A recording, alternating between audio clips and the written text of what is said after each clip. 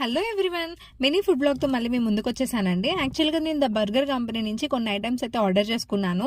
So నేను order చేసుకున్నవి ఏంటివి, దాని రివ్యూ ఏంటి అనేది మీకు వీడియో ఎండ్ వరకు చూస్తే అర్థమవుతుంది.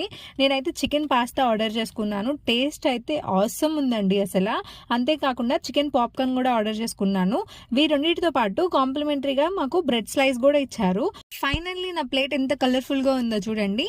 1 chicken pasta, 1 bread slice, 1 chicken popcorn and 2 eggs. Taste అయితే ఎమ్మీగా చాలా డెలిషియస్ గా ఉందండి. మీరు కూడా ఒకసారి ట్రై చేయండి. Thank you for watching.